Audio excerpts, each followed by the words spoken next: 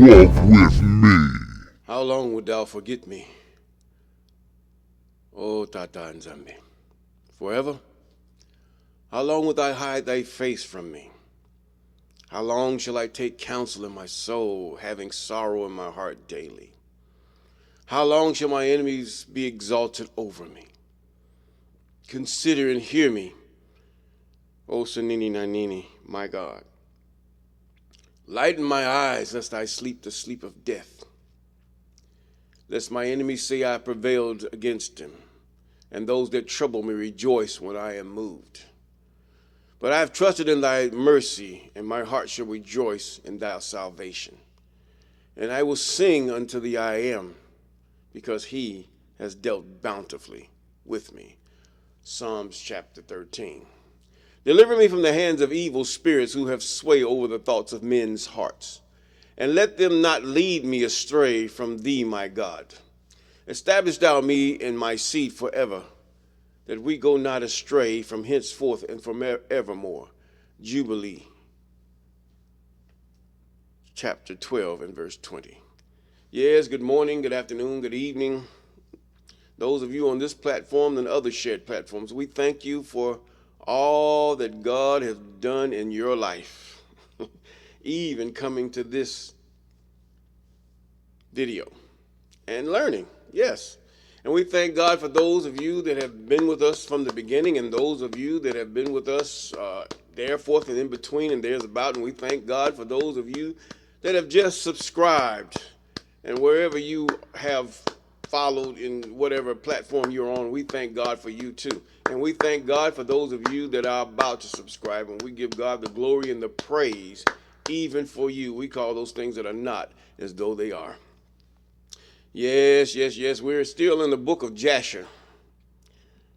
Yes, we're going to do a few recaps here because this next scripture is pretty much, it's pretty long.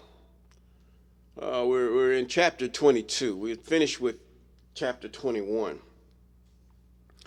Yes, and the way we went was that in chapter 21, we found out that the main thing when the I am speaks as a nail in a sure place, or when a nail is mentioned, he's talking about something that's holding something down. When he says nail in a sure place, he's really talking about a tent peg. That thing, that is what mostly the Israelites understood. When you put a tent peg, or should I say they translated it as a nail. And the tent peg is holding that tent down in a sure place. I mean, in a solid, whether you drive it in rock or whether you drive it in solid, good soil, not soft soil, but in a sure place. Now, he was talking about even the woman in chapter 21 of this book. He's talking about how the woman was verily, when she disrespects her husband in that day and time, even now really, when she disrespects her husband and it is cited, then her father, if he sees these things, he has the right to tell his son or even the mother, that nail is not, you need to get rid of that nail. In other words, this person is not holding down. This person is not holding together. This nail is no good for you. This nail is destroying your house. Even Proverbs talks about the nail. And here you got Ishmael, some of you call him, or whatever in your language. I mean, he was doing the best he can. Ishmael was hunting. He was trying to provide for his family, but this woman was not appreciative. She was very impatient, according to what we see and what we can fathom. And so he says now, with the good woman, he said, the nail of the tent which thou hast is very good. Do not put it away from the tent. He was talking about the part that holds the tent down. A wife or a woman should hold that tent down. If she's not doing that, being disrespectful behind your back, mistreating your children and everything else and doing those things which are not right, then that was the first divorce. It didn't have no piece of paper. No, it didn't have no piece of paper. But he just put her away. Get out my house. And apparently, according to this narrative, Ishmael, he took his children. And you wonder why even in those regions, they are after, if you read ever the history of the true Israelites and Hebrews by Anu Bantu and Gert Mueller, you'll find out that they took their children. They would take their children, the men, and he'll find another wife, and she'll raise those children accordingly. Even he, if he has to raise them by himself, he will. Now, they know the history and they know the customs, even as the ones over what they call Israel. They know the customs and ways. They've taught their children the customs and ways of the ancients. And this is why they do the things that they do. Now, let's continue. In chapter 22, it's mostly a long narrative, but it gets to a point. You follow me. Let's continue. Verse 1 in chapter 22 of the book of Jasher. And Ishmael then rose up and took his wife and his children. Apparently, he was only married 4 years. If you go back into chapter 21, he was married only 4 years. And he took the cattle and all belonged to his children, and he journeyed from there, and he went to his father. Now, you see, this is where the patriarchy goes into. This is where men has to hold tight to their sons. See, this is something that's real, that we have to change the culture. Men, you're going to have to change the culture and ante up. You're going to have to father up. Let's put it that way. Not man up, but father up.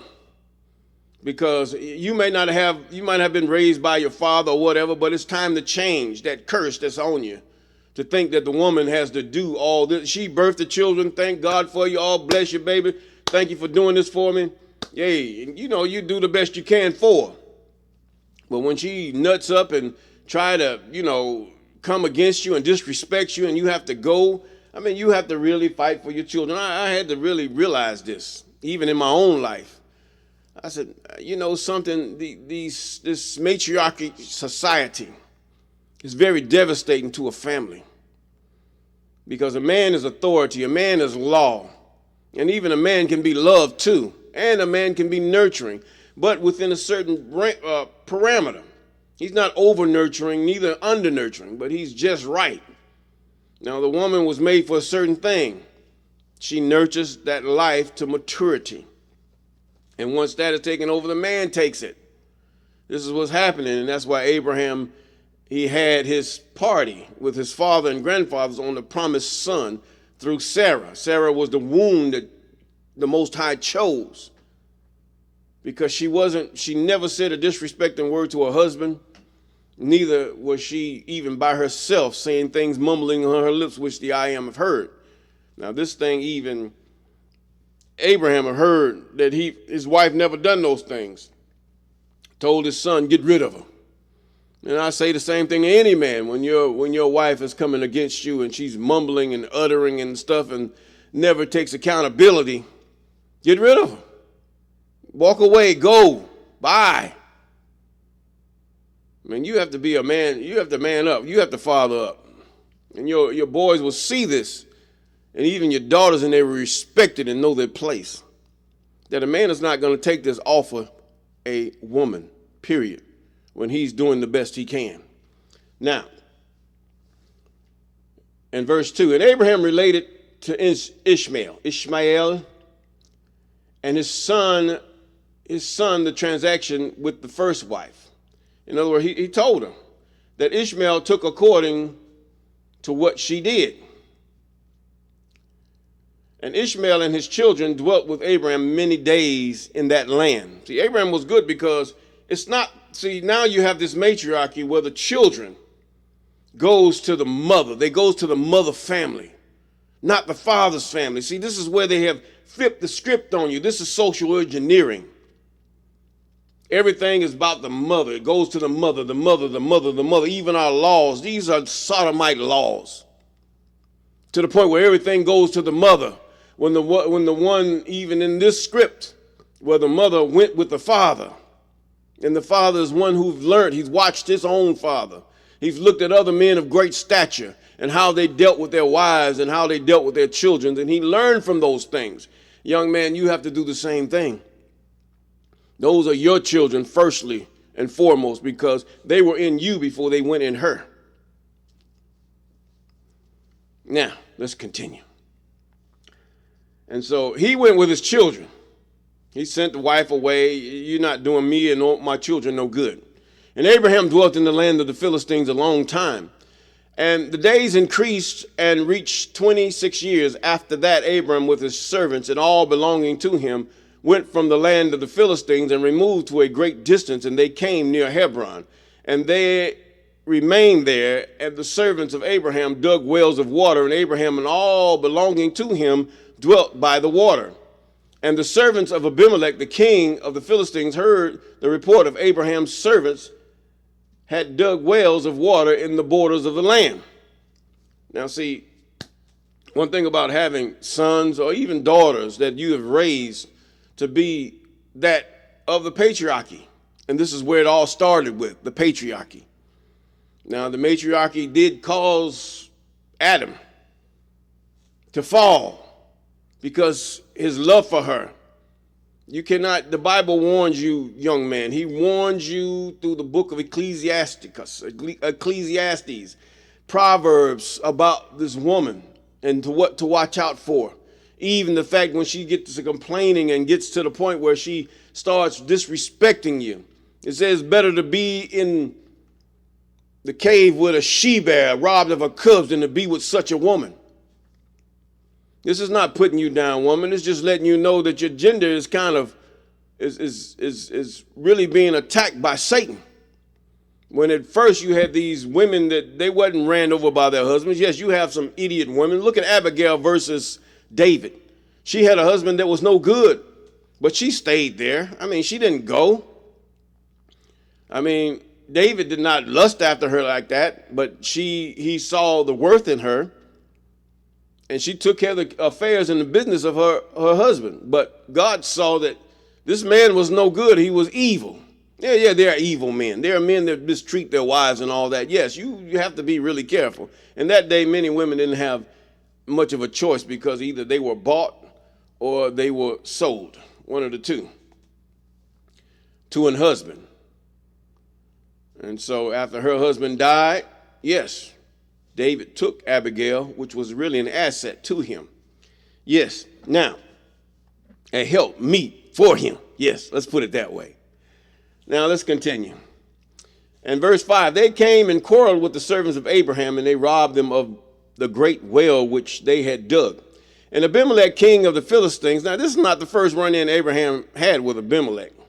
King of the Philistines heard of this affair, and with Phicol, the captain of his host, and 20 of his men came to Abram and Abimelech spoke to Abram concerning his servants, and Abram rebuked Abimelech.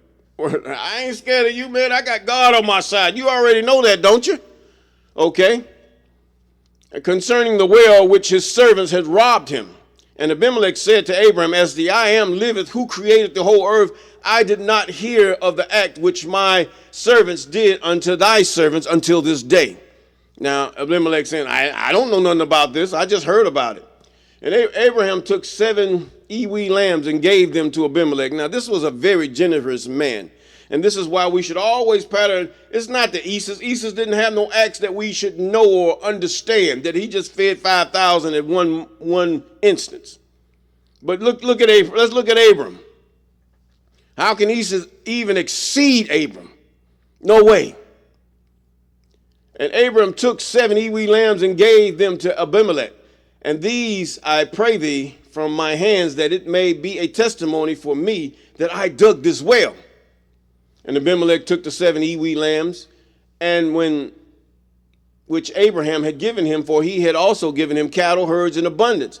And Abimelech swore to Abraham concerning the well. Therefore he called that place Beersheba. Now see, in the original Hebrew it's called Shiva with a V. And they changed the V to the B length, is Sheba. And if you look on the map, sort of, should I say, we're going east when we go toward Russia and China and all the rest of it, toward the Euphrates. But you're going west when you're coming toward Africa and Egypt, or Egypt, Africa, Africa, Egypt. And so going west, Beersheba is a little past the Jerusalem that was colonized. That's a different Jerusalem. It was Jerusalem, but that's not the Jerusalem that has the temple. Now, what they call the Jerusalem that was the temple in the city of David, which was Jebus, is in Tel Arad, and every evidence points to that structure. But since they settled there, and that was something that the Western nations have paid for and fought for, and so many people were ran out of that country, and they had to go. For the real Jerusalem there was no stone left upon another, as the prophet had prophesied. Yes. Now, let's continue again. And Abraham, and verse 9, we're going to verse 9. And Abimelech took 7 ewe lambs which Abraham had given to him, for he had also given him cattle, herds, in abundance. And Abimelech swore to Abraham concerning the well. Therefore he called that place Beersheba, or in the English language we would say Shiva. Yes, Beersheba. You can find that on Google's map. It's there. On the maps, it's there. Now, for there they both swore concerning it. And down from Beersheba is not really that far from Jebus or Jerusalem, which David took. Everything's there that fit the scripture, and it's there, period. If you want to go there, hey, when all this commotion is over, you can go, if you have the means to go. Now, I wouldn't go there at this time, or at this point in time. No, I wouldn't go to the ancient Jerusalem, because there's so much going on. You never know what's going to happen to you, by mistake or intentionally. Now, in verse 10, they both made a covenant in Beersheba. Now, we have to realize Beersheba was the place where Abram made a covenant with Abimelech. Okay? That well should be in Beersheba, or Beersheba. Sheva, S-H-E-V-A is what it's called now. And they both made a covenant in Beersheba. And Abimelech rose up with Phicol, the captain of his host, and all his men, and they returned to the land of the Philistines. And Abram and all belonging to him dwelt in Beersheba, and he was in that land a long time. And Abraham planted a large grove in Beersheba, and he made it 4 gates facing the 4 sides of the earth. And he planted a vineyard in it, so that a traveler came to Abraham and entered any gate which was in his road. Now there should be evidences here in Beersheba where Abraham had made this vineyard. There are artifacts there. Now, and remained there and ate and drank and satisfied himself and then departed. Now, you can't go to South Africa and find these same things. You can't come to America and find these same things. But if you go up there into the place where it's all stolen, just like America and South America. Yes, it's all stolen and colonized. Yes, it all is. By the allowance of the Most High, he allowed these things to be, according to Deuteronomy chapter 28.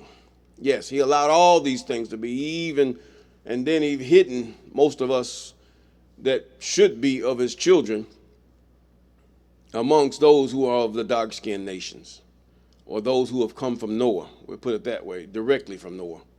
Now, and the house of Abraham was always open to the sons of men.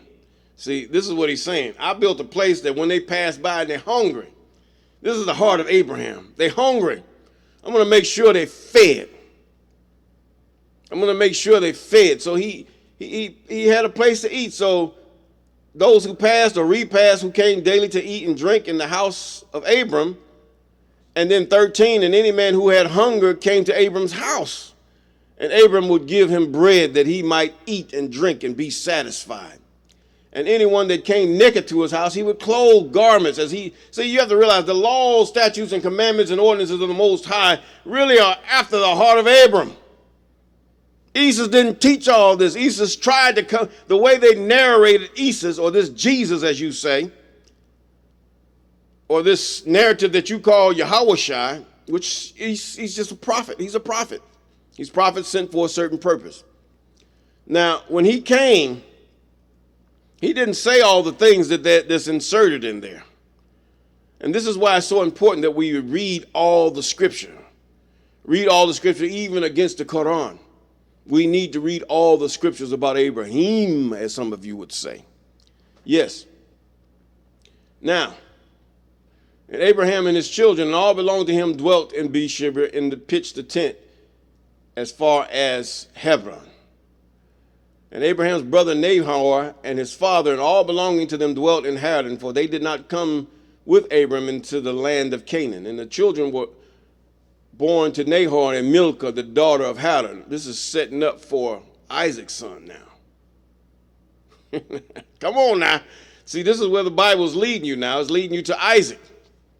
Now, his sister and sister to Sarah. Now, Milcah, the daughter of Haran, sister to Sarah, Abram's wife, bare to him. It's leading you up. Now, and these are the names of those that were born to him: Uz, Buz, Kemuel, Kesed, Kaizo, Pildash, Tidleth, and Bethuel. Being 8 sons, these are the children of Milcah, which she bare to Nahum, Abram's brother. And Nahum had a concubine, and her name was Rumah. And she also bare Nahor, and Zebach, and Gakash, and Takash, and Makkah. These 4 sons. And the children that were born to Nahor were 12 sons beside his daughters. And they also had children born to them in Haran. And the children of Uz, the firstborn of Nahor, were Adbi, Kirith, Gadin, Melus, and Deborah, their sister. And the sons of Buz were Barakel, Namath, Shiva, and Madonu. And the sons of Kemuel were Aram and Rekob. And the sons of Kisid were Anamelech and Mishai, Benon, Yiphi. And the sons of Kizo were Pildash, and Michi, and Ophir. And the sons of Pildash were Arud, Carmen, Merit, and Moloch. And the sons of Telath were Mushan, Kushan, and Mitzi. And the children of Methuel were Sikar, Leban, and sister Rebekah. Here we go. They were born. And their sister Rebekah. Leading up there. See, this is why these are so important. Now, these are the families of the children of Nahor that were born to them in Haran. Aram, the son of Kemuel, and Rekob, his brother, went away from Haran, and they found a valley in the land by the river of the Euphrates. Now, the Euphrates is further what? It's further east. This is going toward China, Russia, and all that. You know, you're going past Israel. That is Israel. Israel was all the way from the year, according to this narrative, Israel existed from the Euphrates all the way to the brook of Egypt, or Misraim. This was Israel. See, the land that they've taken is too small. Now, apparently, according to the 66 books, it splits at Jordan, but then part of Israel is in Jordan, because of the tribes that settled back there beyond Jordan. And they had to go into the other parts of the land of Canaan to help the other tribes to subdue the land as the Most High has prescribed for them. Now, we're going to go with this one more. And it says that they built a city there, and they called the name of the city after of Pethor, the son of Adam. And this is Adam Naharaim unto this day. Yes, we're stopping at verse 28. But we're looking at this part, how the Bible sets you up for the next event. Now, these events in the Bible or the holy books have years and days between them, and you have to discern between that. Some things, it's convenient for you to read this just like a movie is in an hour. But these things took years, hundreds of years, and even thousands, over 1,000 or 2,000 years to even get to the point where they are now. And at the time of Abram, you had Shem still living, because he celebrated the birth of who? Isaac, the one who was anointed from, and even the anointed womb of Sarah. Now the same thing if you would say Esau's, or this Yahushai, Yahusha, when he came, you have to notice that how that when they infiltrated the words, here comes the matriarchal people, Egyptology. See, this is after Egyptology and all this other stuff. How they exalted Mary and they put down Joseph, when Joseph was the seed. See, how can Jesus even be the seed of Jesse when he was never of the seed of Jesse? Mary did not have seed. She has what you would call an egg. It's like the earth. When God spoke, he didn't speak according to our sciences and labels we put on things today. He spoke according to as he understood not understood as he named it. It was a seed. And he knew. And the woman was as the earth. And this is how they would understood it, because they were what? Farmers. He planted his seed in the earth, which was the woman. The woman received it and up came, just like you would plant a seed in the ground. You plant a seed in the ground and up comes a plant. This is what the Most High was referring to, that the people might understand what he is saying. He know that he built sperm, or whatever language you would say that. He knows that. You can't sit up there and be more righteous than God. Come on here. But regardless, God is justified because God knows. We have to have confidence in God, not in this system that we have now that they think that they know more and God is ancient. No, God is not ancient. We are still ancient according to what God is, and his ministers and his angels, who he makes a flame of fire. They can shapeshift. They can do many things. They can excite your brain to think about mathematical equations to the point where it's phenomenal. This is all God. And we only given a tiny portion of his spirit that we might profit in this land. A tiny, and guess where that portion comes from?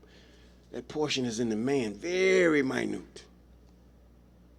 I mean, so minute you can't even fathom it. I mean, you have to use it's like having a germ and using a million, zillion times, even more so, microscope to try to find out where it's at. Come on here. But anyway, with all this, we're going to say peace.